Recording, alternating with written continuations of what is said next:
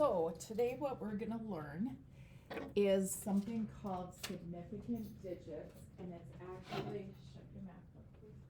It's actually, something that you will learn and use more in chemistry, and most of you will be taking chemistry next year, so it's just good to see it one time before you do that. When you take chemistry, you'll do more with sig figs. We just talk about it today. So first of all, significant digits can also be called significant figures, just depending on who's teaching it and what they call it. A lot of chemistry teachers, instead of saying significant digits or significant figures, will call it sig figs as an abbreviation. What significant figures are, or digits are the numbers in a measurement that you're confident in their numbers. They're, like, if you, in this right here, the 29.7, you know that all three of those numbers you believe in their measures, okay? So we're gonna learn a bunch of rules today, and we're gonna talk about when do you count something significant, when do you not? And the very first rule is the easiest one. Any number that is not zero, you count as significant every single time. So 1, 2, 3, all the way up to 9. There's no question about it, you count all of them, okay? So what the rest of the rules are for is you're just looking at, are your zeros significant, okay? So rule 2 says zeros in between two non-zero numbers are significant, okay? We have two zeros here in between two numbers that are not zero, and because they're in between those two, we count them as significant. So we would count all 4 of those, and when they ask you how many sig figs that has, it would be 4. You could have something like this, okay, where you have a bunch of zeros in between two numbers. Doesn't matter how many zeros you have in between, you count all of them. And then of course we count the 1 and the 9 because they're not zeros. So this would be 1, 2, 3, 4, 5, 6, 7, 8, 9 significant digits. Okay? So when they're in between two numbers that are not zero, we count them. Now, there are times with our numbers that we put zeros in spots so that we have it, they're as place values, okay? So for this number, those zeros are just there to make that number really large, okay? When those zeros are there just for place value, just to make that number large, you do not count them. So in this one here, we would count the 5 and we would count the 2. Those zeros are just there to make it large, so we don't count those, so this would have a 2, okay? Any number, even if it was 150, okay? That 0 would be there just to make that number large. We would not count it. This would just have 2 significant figures, okay? You could have 1,000,000. Those zeros are just there to get it to the millions place. That would only be 1. Now, here's where the trick is. If they gave you a number like this, then what do you think? 5. Yeah, then, whoops. Then you have to count the zeros because the zeros are in between two numbers that are not zero, so you have to count all of them. So this would be 1, 2, 3, 4, 5 sig figs. Okay? All right, now let's look at this one.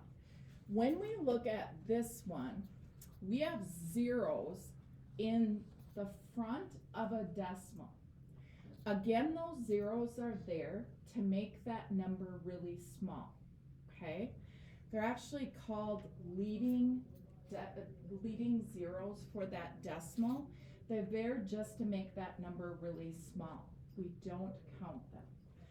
This zero right here, most of us wouldn't even write if we were putting it down on our paper, at least I think you wouldn't. So that one we're just gonna ignore. These are just there to make that number small. So this one has 2 significant digits, okay? If you had 0.01, again, that zero's just there to make that number smaller. We would only count the 1, okay? Here's the trick though. If I did this, the rule where if you have zeros in between 2 non-zero numbers trumps this. So that if you ever have a number where you have 2 non-zero numbers with zeros in between, you have to count all of it, okay? So this would be 1, 2, 3, 4. All right? Now, the last case would be if you had something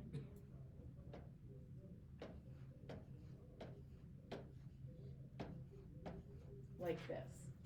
And you know what? I'm not even gonna put that 5 there. Okay, let's look at this example. These are called leading zeros of the decimal. They're just there to make your numbers small. These are called trailing zeros of the decimal. They're at the end. Those are there because whoever did that measurement is not just confident to this 2 spot, they're confident all the way to that second 0. So when the zeros are after a number in a decimal as trailing zeros, you count them. Because what that's saying is this number is more precise than just 0.0002. So when the zeros are after a non-zero number in a decimal, you count them. If they're before the number in a decimal, you don't count them. So this one would have 3.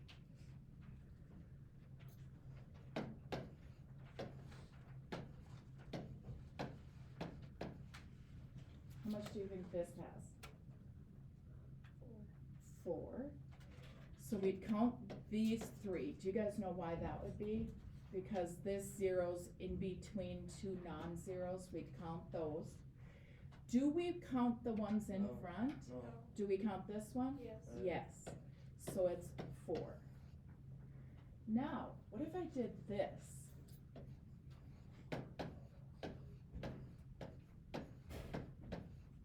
Does that change things? Yes. Yeah. Do they all count then? Yes. Do you guys get that?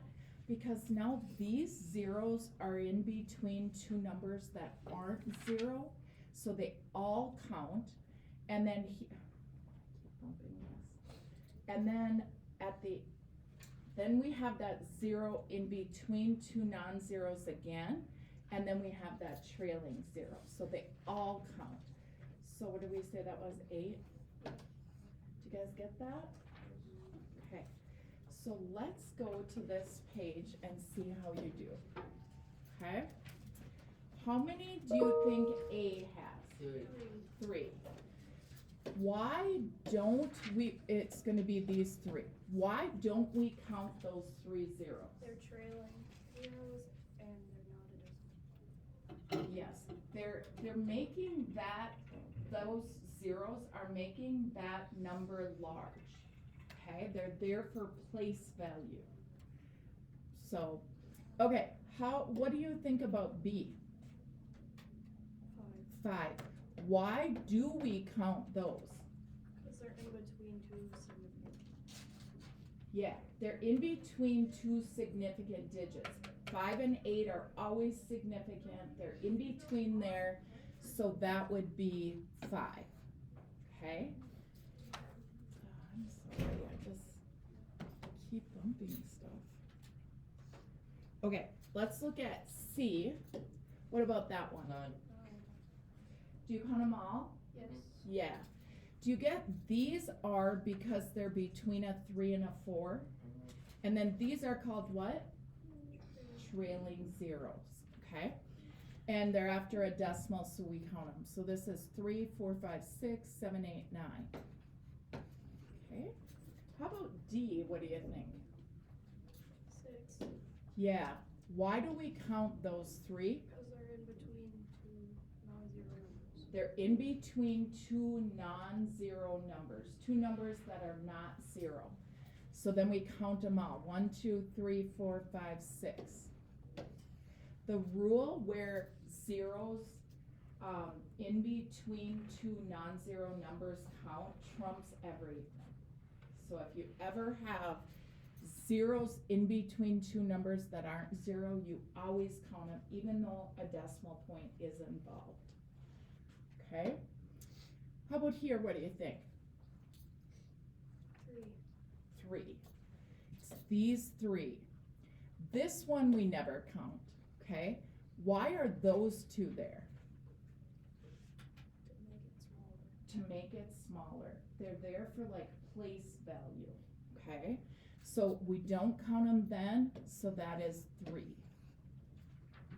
What do you think about F? 5. Yes, we count these because they're in between two numbers that are not 0. So we count them all, and it is 5. Do I count these 2? Yes. Do I count that one? Yes. Yes. I count these 2 because they're in between two non-zero numbers. I count this one because it's a trailing 0 at the end of a decimal. We count it. So that is 5. And then this last one, what do you think? 4. 4. We count these 4. One we never count. These are there to make your numbers smaller. Okay? So, you're going to have an assignment where the worksheet is in Schoology. Okay? So here's your worksheet that you'll do. These will be super quick. And then these 2 assignments, you have like 5, 6, 7, 8, 9, 10 problems. Those are review questions. So they would be stuff we maybe have learned earlier in the chapter. So here's what I would do. Just start on the top of your notebook paper, do worksheet 1-10, and then maybe on that same page write the book page numbers and problems, and then just do it all together on your notebook. You do. You have to do the worksheets, you have to do the book pages. Okay? And I will check if I have a key to that assignment. The worksheet.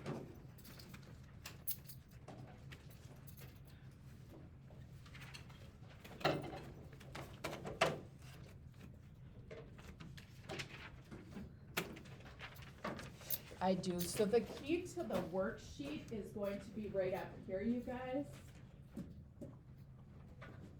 And then the other part is in the textbook.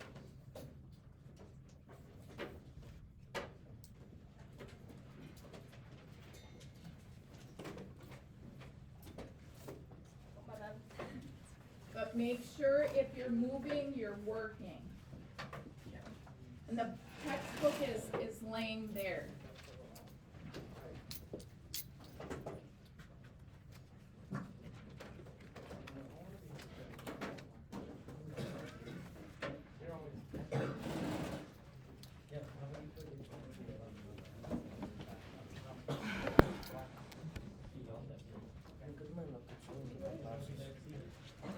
Can I go to my locker store and get my glasses? Yeah, for sure.